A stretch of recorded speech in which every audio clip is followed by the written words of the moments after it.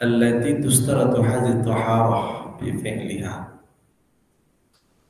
tentang amalan apa saja yang disyaratkan taharah dalam melakukannya.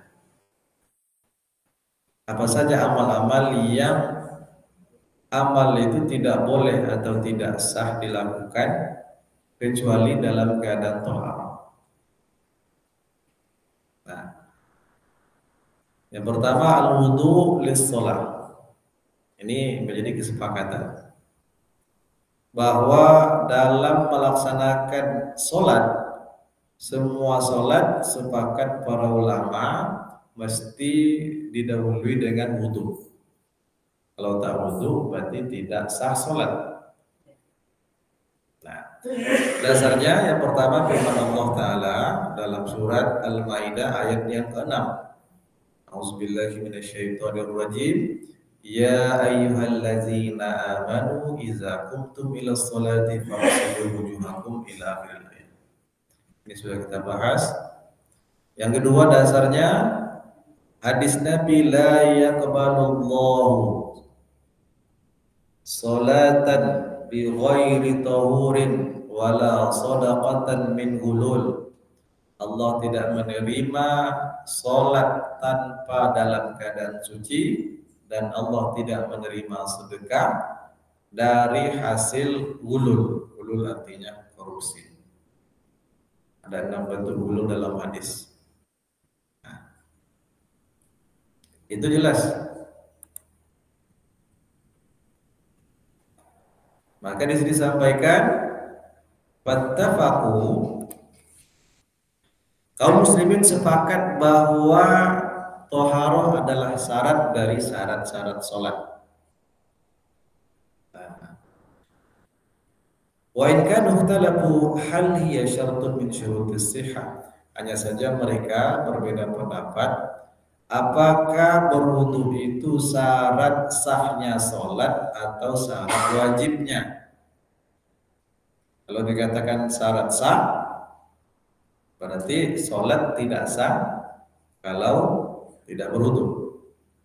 Kalau wajib, saat berwudu itulah baru datang kewajiban.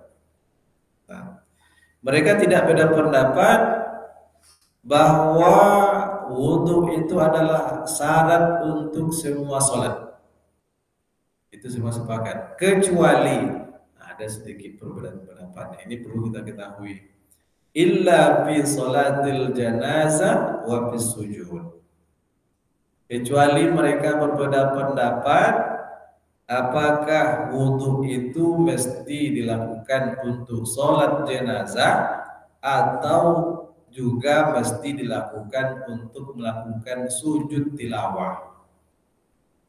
Nah, di situ beda pendapatnya.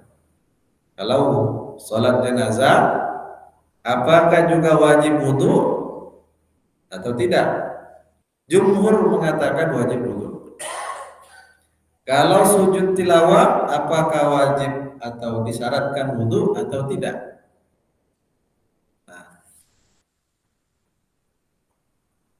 di sini ada perbedaan, tapi perbedaan ini dianggap sas itu tidak kuat, menyalahi pendapat orang banyak. Kalau jumhur tetap berpendapat bahwa sholat jenazah itu baru sah atau wajib dilakukan dalam keadaan taharah, dalam keadaan suci.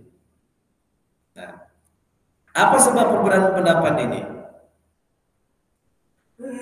Perbedaan ini karena perbedaan dalam memasukkan sholat jenazah dan sujud tilawah itu kepada makna sholat. Apakah sholat jenazah itu masuk dalam makna definisi sholat atau sebenarnya tidak termasuk dalam makna sholat? Di situ perbedaan pendapat. Tapi yang berbeda dengan jumhur itu dianggap sah oleh Ibnu Rusdi dalam kitab ini. Apa sebab? Kalau sholat selain dari sholat jenazah ada ruku dan sujud. Dalam Al-Quran dikatakan aqimus shalah warka'u ma'ar raki'in. Laksanakan sholat ruku bersama orang yang ruku.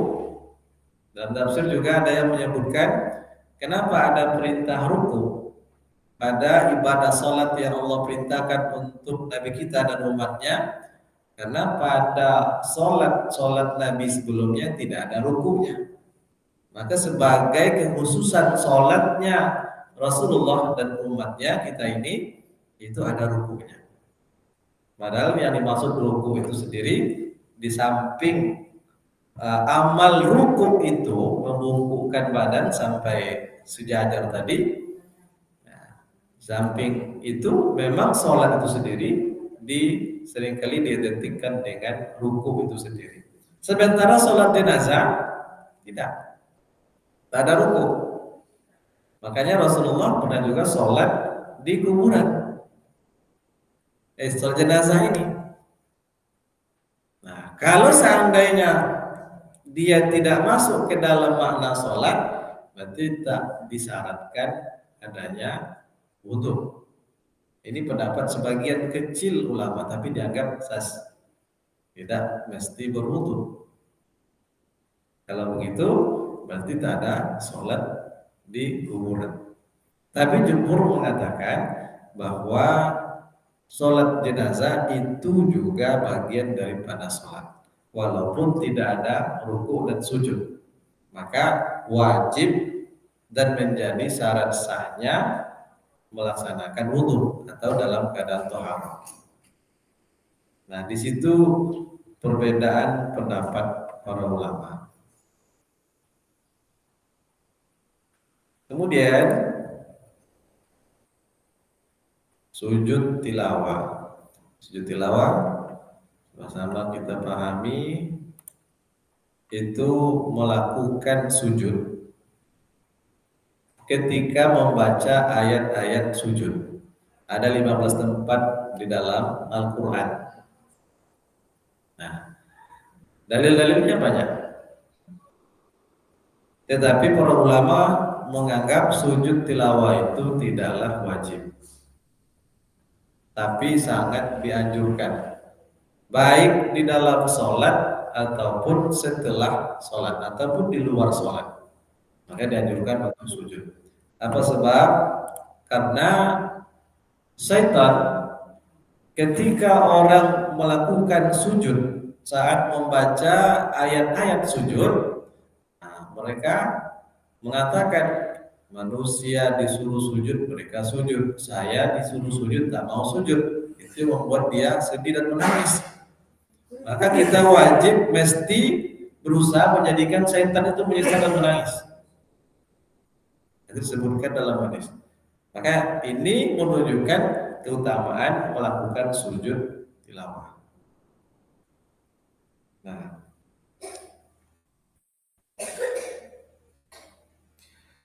lalu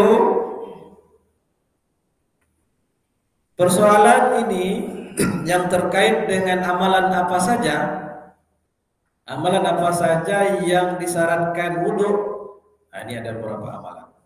Yang pertama, masalah yang pertama, al-wudhu lamsil mushaf.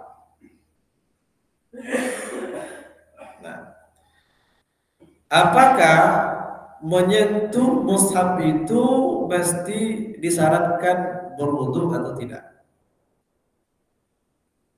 Menyentuh mushaf, memegang Al-Quran, apakah disyaratkan wudhu?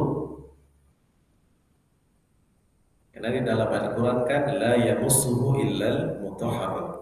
Nah, sekarang ada beda pendapat ulama. Imam Malik, Imam Abu Hanifah, Imam Syafi'i berpendapat bahwa wudhu itu disyaratkan, atau memegang mushaf, menyentuh mushaf, berarti menyentuh secara langsung.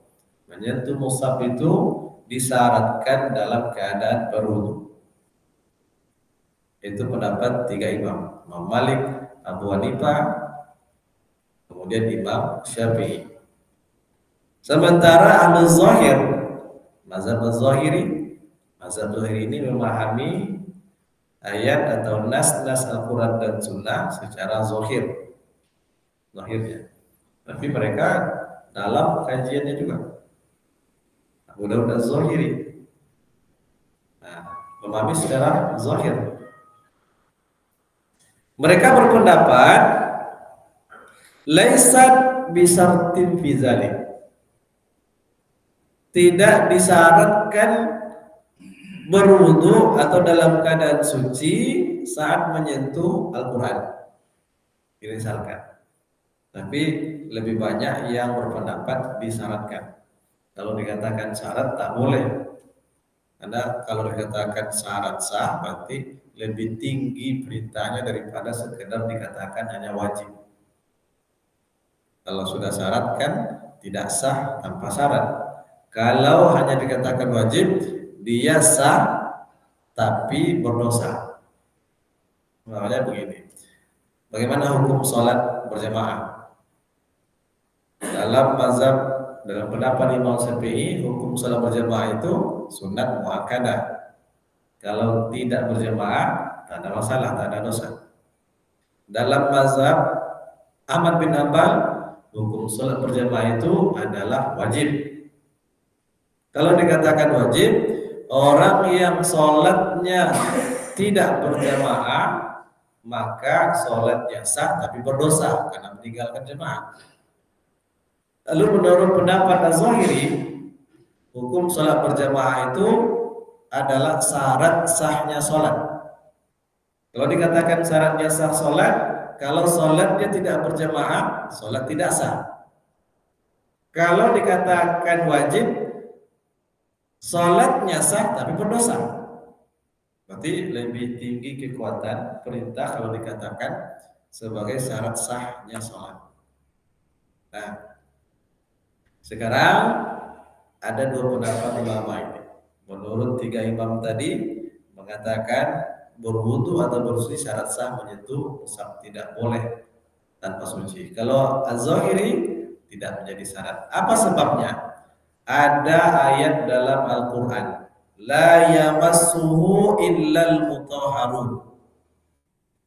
Tidaklah menyentuh dia. Itu Al-Quran. Illal mutahharun, kecuali orang-orang yang suci atau yang suci. Nah, mereka beda pendapat dalam memahami ini. Kalau kita lihat ayat dari Al-Quran tentang ini, itu berdasarkan munasabah. Kalau munasabah itu hubungan ayat sebelum dan sesudahnya ataupun dengan ayat lain, itu menunjukkan al-mutahharun yang suci di sini adalah para malaikat.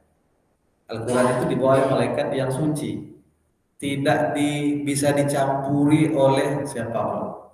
Maka Al-Quran itu murni 100% bersumber dari Allah, suci, bersih dari Allah. Semuanya dari Allah. Tak ada satupun yang tidak dari Allah. Wahyu dibawa oleh malaikat yang suci. Nah, tapi para ulama juga berbeda dalam memahami itu. Nah, karena berbeda dalam memahami ayat ini, berbeda mereka dalam hukum memegang Al-Quran tanpa bersuci. Nah, perbedaannya adalah ayakun al-mutahharuna hum banu Adam wa baina ayakunuhumul malaikah. Wa baina yakunu hadzal khabar mafhumul lati wa baina yakuna khabaran la nahyan. Perbedaannya ada dua.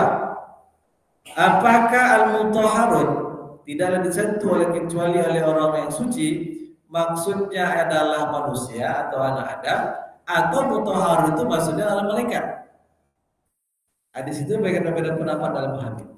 Jadi dalam menafsirkan Al-Quran pun para ulama juga berbeda pendapat. Itu perbedaan pertama. Nah, kalau seandainya mutahharun yang dimaksud adalah anak Adam, seperti dipahami oleh Imam Malik, Abu Hanifah, Syafi'i, berarti dalam menyentuh mushaf itu mesti dalam keadaan suci. Nah, tapi kalau dimaksud adalah malaikat, bahwa yang dimaksud mutahharun dalam malaikat, berarti tidak ada kaitannya menyentuh Al-Quran itu dalam keadaan suci atau tidak. Nah, di situ beda pendapat mereka. Itu beda pertama. Beda yang kedua, Apakah ayat ini menjadi sekedar berita? Sekedar berita yang menyampaikan bahwa yang membawa Al-Quran itu adalah orang-orang yang suci. Mulai dari malaikatnya, sampai kepada Rasulnya, sampai kepada para sahabat. Mereka setiap kali turun ayat, mereka hafal, mereka amalkan. Sampai kepada hari ini, yang membawa Al-Quran itu dalam hafalan mereka, dalam pengamalan mereka, dalam pemahaman mereka, itu adalah orang-orang yang suci. Nah, di situ perbedaan pendapat mereka. Kalau ini adalah sekedar khobar saja, memberikan berita saja, maka tidak ada perintah. Tidak ada perintah untuk saat memegang mushaf itu mesti dalam keadaan berwudu. Yang kedua, mereka berbeda bahwa ayat ini mengandung larangan. Jangan menyentuh mushaf itu atau Al-Quran kecuali orang-orang yang suci. Nah, dua sisi berbeda pendapat inilah maka berbeda para ulama. Nah, paman fahima minal mutahharun bani Adam, disebutkan siapa yang memahami kata mutahharan itu orang yang disucikan itu adalah manusia, maka mereka memahami dari hadis Nabi itu la yajuzu anna ayyamussal mushafa illa tahirun. Tidak boleh menyentuh mushaf itu kecuali orang yang suci. Tapi siapa yang memahami khabar saja, maka mereka bahwa al-mutahharun itu maksudnya adalah malaikat. Adalah malaikat. Inna laysa bil ayati dalilun ala istirati hadhihi tahara bi masil mushaf. Maksudnya malaikat, mereka berpendapat tidak ada dalil yang mensyaratkan bahwa mesti bersuci saat menyentuh mushaf. Nah, jadi siapa maksud mutahharun? Kalau ulama memahami manusia berarti mesti berwudu. Kalau ulama memahami maksud mutahharun adalah malaikat berarti tidak mesti berwudu. Kalau munasabah ayat secara tekstual eksplisit itu menyebutkan bahwa mutahhar itu ada maknanya malaikat, tapi tidak menafikan pula manusia dan tidak menyinggung manusia kalau yang dimaksud adalah malaikat. Nah, tentu dalam hal ini tidak cukup sampai di situ, para ulama mencari dalil-dalil lain.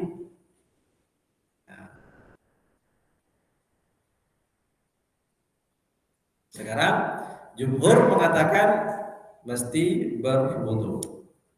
Apa hujahnya? Ternyata ada dalil lain. Ini pendapat Imam Malik, Imam Abu Hanifah, Imam Syafi'i. Ada hadis. Apa hadisnya? Mereka berhujjah dengan hadis Amr bin Hazm. Ini dia. Anna Nabiya sallallahu alaihi wasallam kataba, bahwasanya Nabi sallallahu alaihi wasallam pernah menulis surat. Dalam surat yang beliau tulis itu ada lafaz la yamassul qur'ana illa tahirun. La yamassul qur'ana, jangan menyentuh Al-Quran itu kecuali tahirun, orang dalam keadaan suci. Kalau ini merupakan surat Nabi kepada orang lain, tentu dimaksud menyentuh itu adalah mushaf, tulisan Al-Quran. Tapi pada saat itu belum ada mushaf seperti kita. Yang ada Al-Quran itu berupa tulisan-tulisan di lembaran, mungkin di pelepah kurma, di kertas seperti kita belum ada, belum dalam bentuk mushaf. Kalau begitu, kalau ada kertas yang di situ ada tulisan Al-Quran, ikan itu adalah Al-Quran. Menurut pendapat jumhur ini, tak boleh menyentuh kertas tadi walaupun hanya satu helai, kecuali dalam keadaan suci. Karena dulu belum ada mushaf yang satu seperti kita yang sudah dihimpun dari surat Al-Fatihah sampai Anas. Baru penghimpunan Al-Quran itu pada masa Abu Bakar As-Siddiq setelah meninggalnya Nabi, dengan menunjuk Zaid bin Sabit sebagai ketua tim pengumpul Al-Quran. Nah, ini dalilnya. Nah, kualitas hadis ini wa huwa hadisun hasanun li ghairihi. Nah, ini sedikit kita jelaskan apa maksud hadis hasan li ghairihi itu. Dalam ilmu hadis, kualitas hadis itu ada sahih, ada hasan, ada dhaif. Hadis sahih dan hasan itu makbul, bisa dijadikan hujjah. Hadis dhaif tidak bisa, kecuali hadis dhaif itu hanya untuk sekedar penjelas atau penguat hadis lain. Itu bisa. Tapi sebagai sandaran sebagai hujjah tak bisa. Hadis sahih, hadis hasan bisa jadi sebagai dalil, sebagai hujjah. Sahih pun terbagi dua. Ada namanya sahih li zatihi, ada namanya sahih li ghairihi. Hasan pun terbagi dua, hasan li zatihi, hasan li ghairihi. Kalau hasan li zatihi, jalur yang satu yang dinilai itu memang hasan. Kalau hasan li ghairihi, sebetulnya dia itu dhaif, tapi karena didukung oleh jalur yang lain, naik derajatnya menjadi hasan. Maka hasan li ghairihi pun juga menjadi hujjah, menjadi dalil. Nah, hadis la yamassul qur'ana illa tahir itu hasan li ghairihi, maka dia menjadi hujjah. Inilah hujjah jumhur ulama imam mazhab yang tiga tadi yang mengatakan bahwa menyentuh Al-Quran disyaratkan berwudu, kecuali dalam mazhab Zahiri tadi. Jadi siapa yang memilih pendapat Daun Zahiri, ada Zahiri mengatakan wajib dengan catatan memang menurut pendapat dia itu yang lebih kuat, silakan saja. Ini adalah ikhtilaf yang berbeda juga ulama. Tapi jumhur mengatakan saat menyentuh mushaf mesti dalam keadaan suci, berwudu menyentuhnya. Nah, kemudian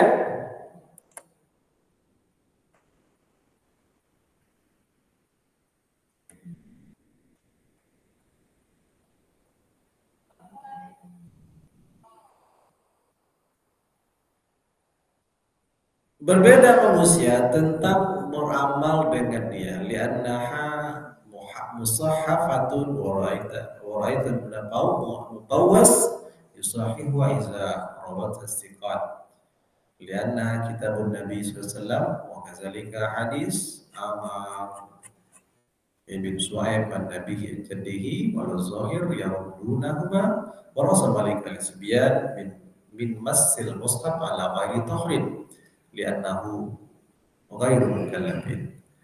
Nah, tadi kalau jumhur tadi tiga imam tadi mewajibkan mesti berwudu, tapi Imam Malik mengecualikan anak-anak. Anak-anak yang belum balik itu boleh menyentuh mushaf tanpa keadaan suci. Karena anak-anak itu suci. Tapi sebaiknya dalam rangka mendidik anak, walaupun mereka belum balik, tapi mereka sudah memayis, umur 5 tahun, 6 tahun sudah memayis, tapi belum balik, maka ajarkan sedini mungkin untuk bersuci kalau menyentuh Al-Quran. Itu masalah yang pertama. Artinya tentu kita lebih merasa aman untuk mengikuti pendapat jumhur ulama, menyentuh mushaf mesti dalam keadaan berwudu. Itu masalah yang pertama. Yang kedua, berwudu karena junub. Ya, baik.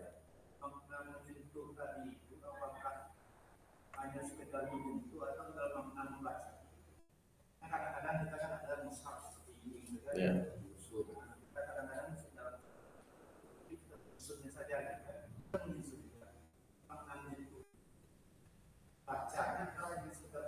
menyentuh, bukan membaca. Ya, menyentuh, membawa, memegang, jadi disebut dengan menyentuh.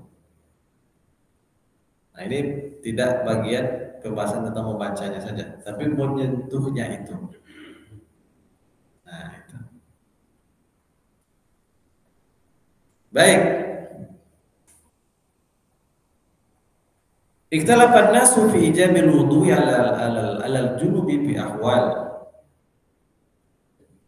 Manusia berbeda pendapat tentang wajibnya wudhu atas orang yang dalam keadaan junub pada beberapa keadaan.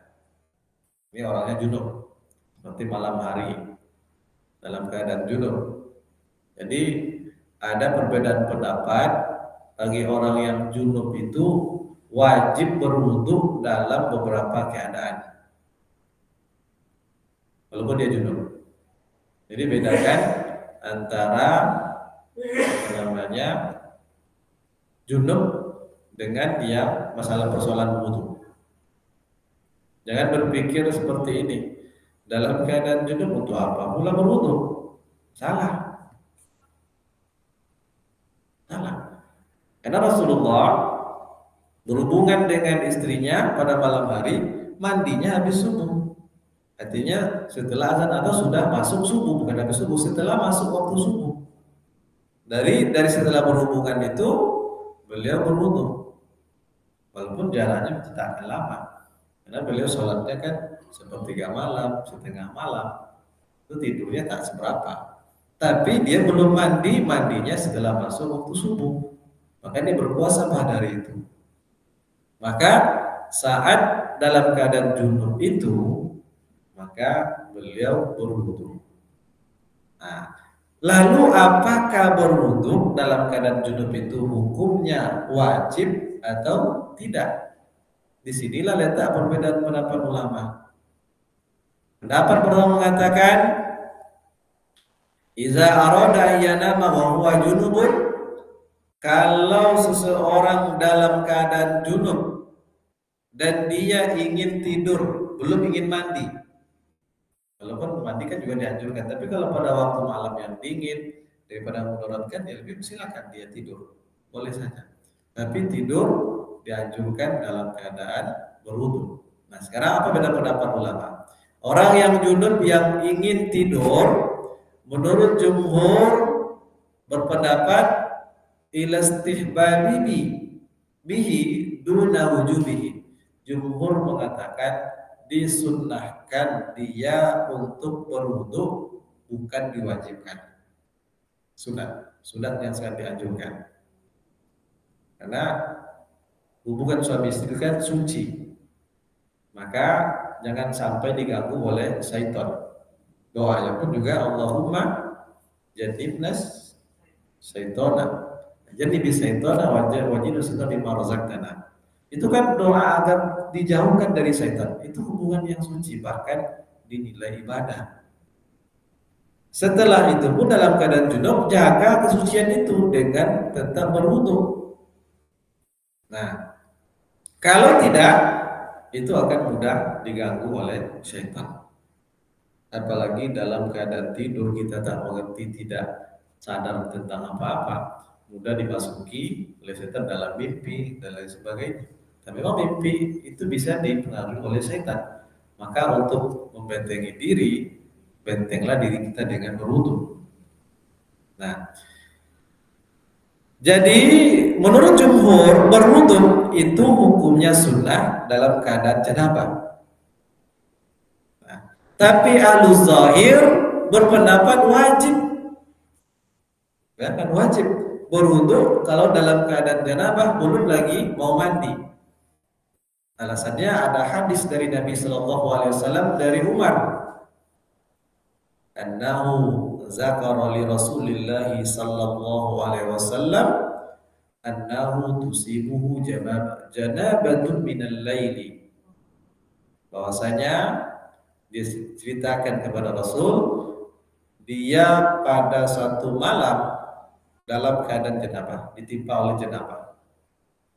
Faqala lahu Rasulullah sallallahu alaihi wasallam, Beliau sallallahu alaihi wasallam berkata kepada Umar, tawaddo waghsil zakaraka summana. Perintah Nabi kepada Umar, engkau berwudulah, kemudian bersihkanlah kemaluanmu, kemudian tidurlah. Berarti dua yang diperintahkan, ada tiga di sini. Pada asasnya dua. Karena setelah berhubungan dalam perjalanan dia ingin tidur. Bagaimana caranya mau tidur? Maka lakukan dua hal. Bersihkan kotoran dari badan, kemudian berwudulah, tidurlah. Insya Allah terhindar dari gangguan setan. Dan juga lakukan sunnah-sunnah yang lain. Jadi saat menjelang tidur, baca ayat-ayat yang disunnahkan, yang diajarkan Rasulullah. Banyak sekali.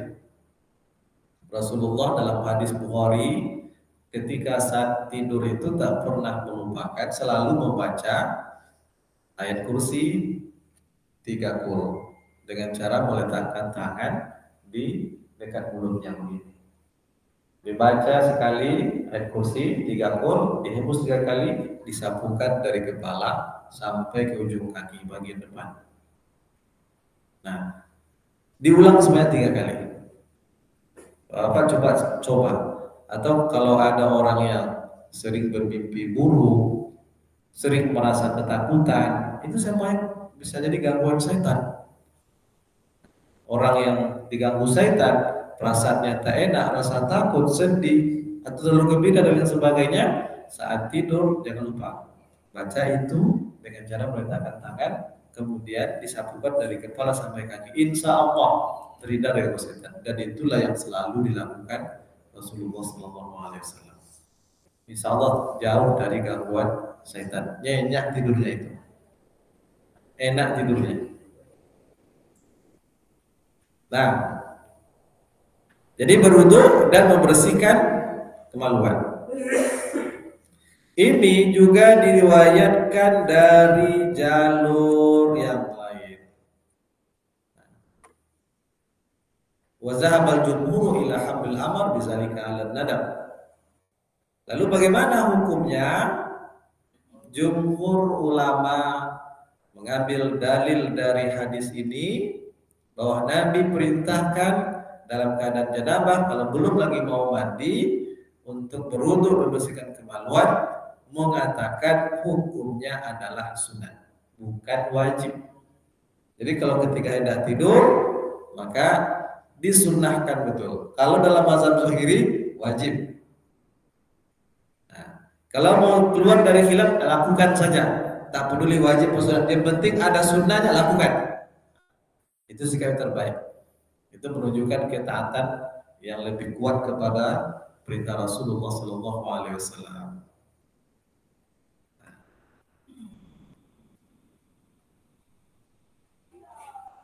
Kemudian ini terlalu panjang ya. Yang jelas kesimpulannya begitu. Kita masuk satu masalah lagi.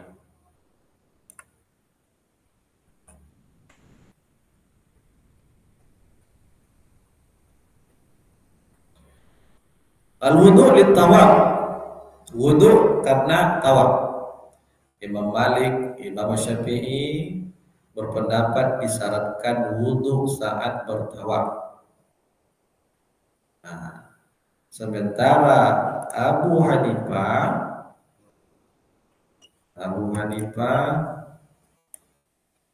tidak. Ada perbedaan pendapat. Hanya Abu Hanifah yang sendiri yang berbeda. Kalau yang lain mengatakan wajib berwudu dalam keadaan saat bertawaf, Abu Hanifah tidak mewajibkan. Wasababu ikhtilafihim taraddudut tawaf baina an yalhiqa hukmuhu bi hukmis shalah aw la yalhiq. Sebab perbedaannya itu adalah ada bolak-balik. Artinya adalah apakah hukum sholat itu disamakan dengan tawaf atau hukum tawaf disamakan dengan sholat atau tidak. Karena tawaf itu kan tak ada rukunya, tak ada sujudnya. Sementara sholat itu ada ruku, ada sujudnya. Apakah sama atau tidak? Lalu annahu sabata anna Rasulullah sallallahu alaihi wasallam mana al-haid tawafa kama mana as-salat wa asbah as-salata min hazil jihad. Ada hadis yang menyebutkan Rasulullah sallallahu alaihi wasallam melarang perempuan yang sedang haid untuk tawaf sebagaimana beliau melarang mereka untuk melaksanakan sholat. Maka dari sisi ini ada persamaan sholat dengan tawaf. Nah, dalam hadis lain waja'a bi ba'dil asar, ada di dalam riwayat yang lain bahwa ada riwayat menyamakan tawaf dengan sholat. Penamaan tawaf itu dengan sholat. Berarti ada kesamaan. Nah, itu hujah daripada jumhur ulama yang sebut tadi. Sementara Abu Hanifah dia katakan annahu laisa kullu syai'in manahul haid fa tahara syartun fi fi'lihi idza irtafa al haid tasawwi inda jumhur. Nabi Abu Hanifah mengatakan tidak semua yang menjadi larangan bagi perempuan itu seperti itu. Artinya dia menolak. Tidak sama, tidak bisa disamakan antara sholat dengan tawaf. Yang kita ikuti tentu kita yang awam ini lebih nyaman mengikuti pendapat jumhur. Itu masalah yang ketiga. Ini nanggung pula ya, masalah yang keempat. Nah ini yang masalah yang ditanyakan tadi. Kita satu lagi. Kan belum ya? Nah bunyinya. Yang keempat, membaca Al-Quran atau berzikir, apakah mesti dalam keadaan suci, dalam keadaan wudu atau tidak? Nah itu persoalannya. Zahabal jumhur ila annahu li ghairi mutawaddi'in an yaqra al-Qur'ana wa yazkurallaha. Yajuz. Jumhur berpendapat, ini kalimatnya oleh Ibnu Rusdi, ya juzu li ghairi mutawaddi'in, boleh bagi orang yang tidak dalam keadaan berwudu untuk membaca Al-Quran dan berzikir mengingat Allah. Nah itu jumhur ulama. Yang tadi persoalannya menyentuh mushaf. Kalau menyentuh mushaf, jumhur mengatakan mesti dalam keadaan wudu, disarankan dalam keadaan berwudu. Tapi sekedar membaca dari hafalan atau membaca tanpa menyentuh mushaf, jumhur mengatakan boleh. Baca Al-Quran, berzikir boleh, tidak dalam keadaan berwudu. Tapi sebagian kaum mengatakan la yajuzu zalika lahu illa ayatawadda. Sebagian kaum mengatakan, satu kaum mereka mengatakan boleh membaca Al-Quran dan berzikir kecuali dalam keadaan berwudu. Nah, apa sebab pendapat? Ada dua hadis yang muta'aridhan atau mukhtalif. Ada dua hadis yang sepertinya bertentangan. Nah, ini dalam ilmu hadis disebut hadis-hadis mukhtalif. Apa itu? Yang pertama, hadis dari Abi Juhaim yang mengatakan aqbala Rasulullah sallallahu alaihi wasallam min nahwi bi'ri Jamal. Rasulullah sallallahu alaihi wasallam datang dari sisi bi'ru Jamal. Bi'ru Jamal itu sumur. Di situ tempat untuk buang air besar. Nah, Rasul kembali dari Biru Jamal tadi. Falakiyahu rajulun, maka seseorang berjumpa dengan Rasul. Fasallama alaihi, laki-laki tadi mengucapkan salam kepada Rasul. Terbayang ya? Jadi laki-laki tadi mengucapkan salam kepada Rasul. Rasul baru kembali dari Bi'ru Jamal. Saat itu belum berwudu. Nah, di tengah jalan ketemu dengan laki-laki, mengucapkan salam kepada beliau. Falam yarudda alaihi hatta aqbala alal jidar. Nabi tidak menjawab salamnya sampai dia menghadap ke dinding. Menghadap ke dinding, dinding tempat berwudu. Famasaha biwajhihi wa yadayhi, kemudian dia menyapu wajahnya dan kedua tangannya. Bukan berwudu ya, maaf. Tayamum. Nah, tadi keluar dari tempat BAB, kemudian ada yang mengucapkan salam, dia tidak langsung menjawab, dia menghadap dinding dulu, kemudian dia menyapu, famasaha wajha biwajhihi, kemudian yadayhi, dia menyapu wajah dan kedua tangannya, berarti tayamum. Summa innahu radda sallallahu alaihi wasallam as-salama. Setelah itu baru beliau sallallahu alaihi wasallam menjawab salam laki-laki tadi.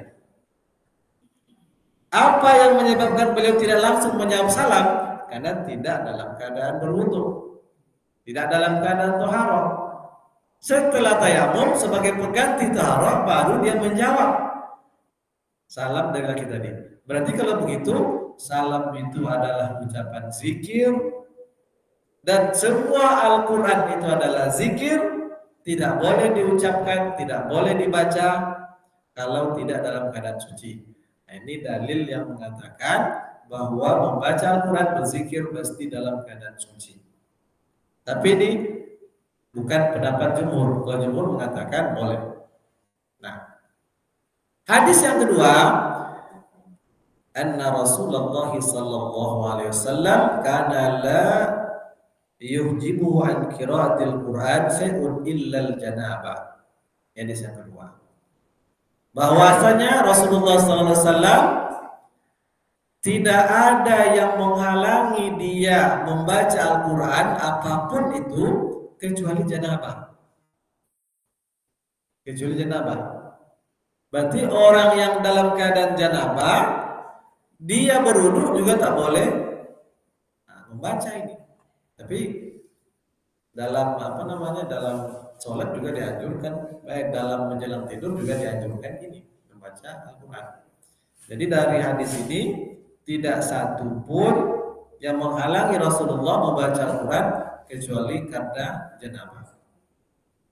Maka jumhur ulama berpendapat annal hadis as-sani nasihun, bahwasanya hadis yang kedua itu adalah menasahkan hadis yang pertama. Menasahkan hadis yang pertama. Wasara man aujabal wudu'a li dzikrillah ila tarjil hadisil awal. Sementara orang yang mewajibkan wudhu dalam rangka berzikir kepada Allah, dia mentarji, menguatkan hadis yang pertama. Tapi jumhur mengatakan hadis yang pertama itu sudah dinasah oleh hadis yang kedua. Artinya hanya dalam keadaan janabah lah tidak boleh baca Al-Quran. Hanya dalam keadaan janabah. Kalau dalam keadaan tidak janabah, lalu tidak dalam keadaan berwudu, boleh membaca Al-Quran dan berzikir. Apalagi berzikir, apalagi dalam hati. Zikir yang bukan dari Al-Quran namanya. Karena Aisyah menyebutkan Rasulullah SAW itu berzikir mengingat Allah pada setiap keadaannya. Nah, pada setiap keadaannya. Nah, itu masalah yang keempat.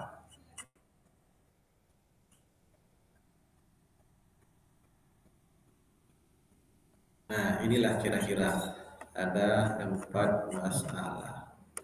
Berarti selesai satu bab, satu pembahasan. Baik, ada pertanyaan sampai di sini? Ya. Al-Quran di dalam HP kan ada itu kita membuat sebagai apa? Ya. Di dalam HP ada tulisan mushaf. Apakah dia sama dengan mushaf? Tidak. Tidak. Nah. Tapi ketika Al-Quran yang ada di dalam HP itu dibuka, Nah, ini ya bersama hukumnya saat memegang Quran. Saat dibuka. Maka kalau HP kita sedang terbuka ayat Al-Quran, jangan bawa masuk ke dalam WC. Tapi kalau mau masuk ke dalam WC, bawa HP, tutup aplikasi Al-Qurannya. Itu tidak ada masalah. Karena tidak bisa kita mushaf. Kalau mushaf itu tulisannya tetap. Kalau ini tidak, ini hanya pantulan cahaya yang menggambarkan tulisan Al-Quran. Maka tidak sama. Itu sudah dibahas oleh para ulama. Nah itu kira-kira. Ya, silakan.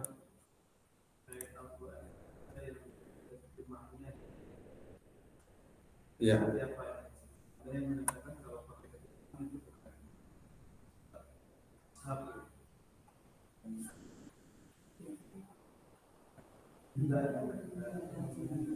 Ya.